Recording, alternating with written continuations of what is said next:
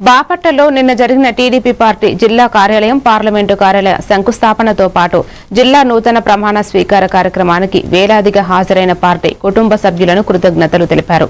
ఈ కార్యక్రమంలో పాల్గొన్న జిల్లా మంత్రి అనగాని సత్యప్రసాద్, గొలుసుపార్ద సారథి, గొట్టిపాటి రవికుమార్, నక్క ఆనందబాబు, తానేటి కృష్ణప్రసాద్, చీరాల ఎమ్మెల్యే కొండయ్య, పర్చూరు ఎమ్మెల్యే ఏలూరు సాంబశివరావు మరియు బాపట్ల ఎమ్మెల్యే వేగేసిన నరేంద్రవర్మరాజుకు ప్రత్యేక ధన్యవాదాలు తెలిపారు.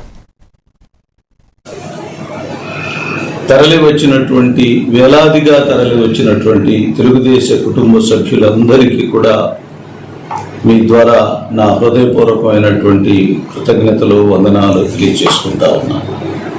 జిల్లా ఇన్ఛార్జి మంత్రివర్యులైనటువంటి శ్రీ పార్థసారథి గారు తనకు ముందుగా నిర్ణయించుకున్న వేరే కార్యక్రమాన్ని కూడా వాయిదా వేసుకొని ఈ కార్యక్రమానికి హాజరవడం వారి పెద్ద మనస్సుకు నా హృదయపూర్వకమైనటువంటి కృతజ్ఞతలు, ధన్యవాదాలు పార్థసారథి గారికి మీ ద్వారా తెలియజేసుకుంటూ ఉన్నాను.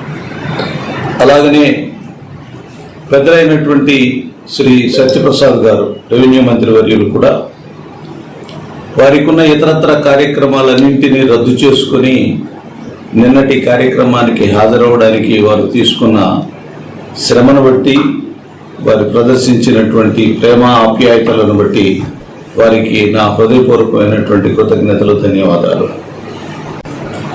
నిన్న జరిగినటువంటి